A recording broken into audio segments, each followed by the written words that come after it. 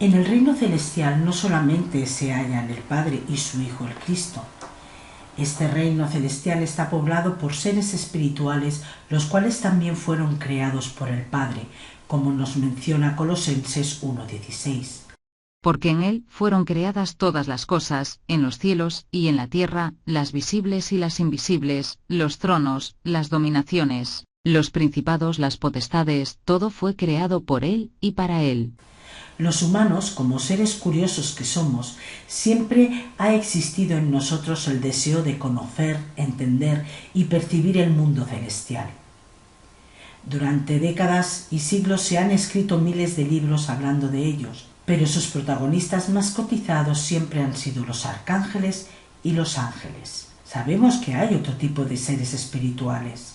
En la carta a los Colosenses, en el 1:16, como hemos leído anteriormente, allí se habla acerca de principados y de potestades.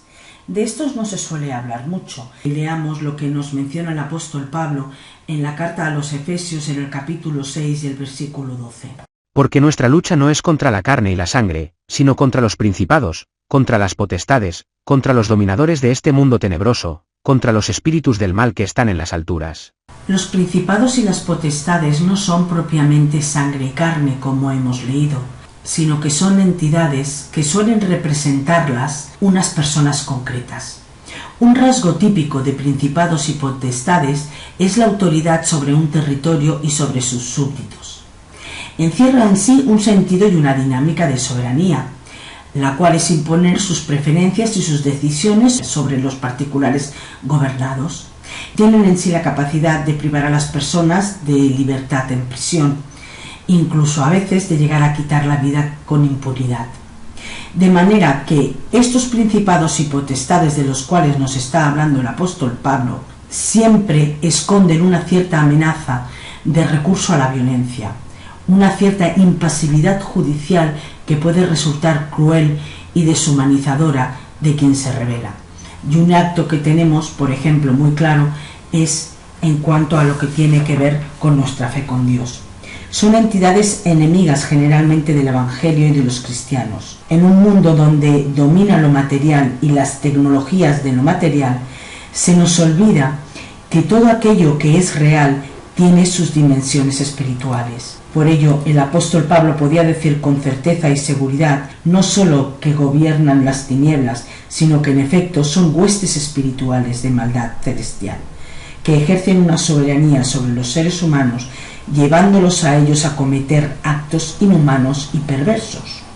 Y de hecho, muchos, y conocemos y nos vendrán a la mente, creyendo que están defendiendo la verdad, cometen estos actos inhumanos. Como los hombres, algunas de estas nuevas guerras de religión amenazan la estabilidad internacional. Secularismo, pérdida de fe, escándalos, modernización, curiosa conversión de Eve de Bonafini. Hace 2 años, en este país de Oriente Medio, un puñado de adolescentes salió a la calle para exigir el fin de la vieja dictadura de la familia El-Assad.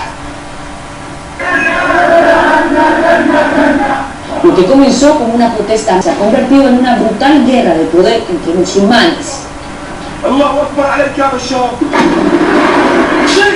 Siria es el nuevo disputa entre las dos grandes ramas del Islam.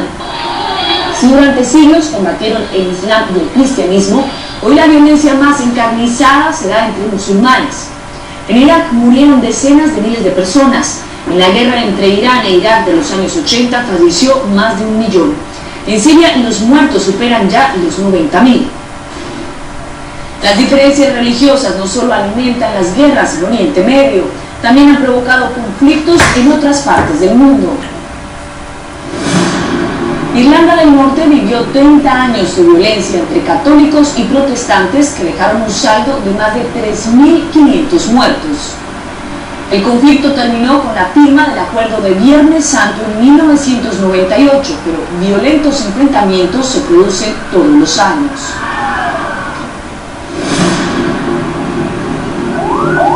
Hindúes y musulmanes luchan por el control de Cachemira, que actualmente pertenece a la India, pero que los pakistaníes reclaman como propio, argumentando que la población es musulmana en su mayoría. Las diferencias religiosas han desatado dos guerras y en 1998 estuvo cerca de desatarse una confrontación nuclear.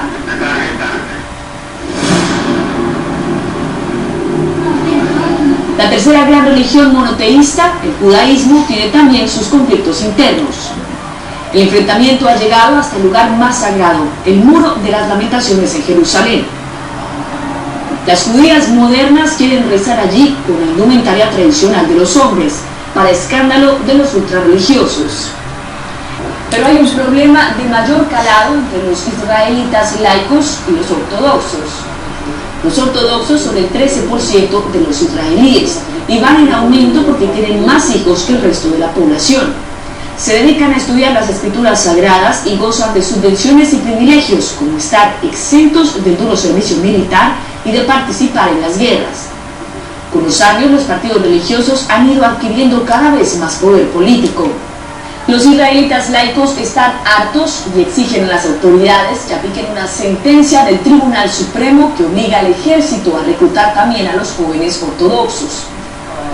Será sin duda otro motivo de conflicto entre judíos que va a afectar la política israelí.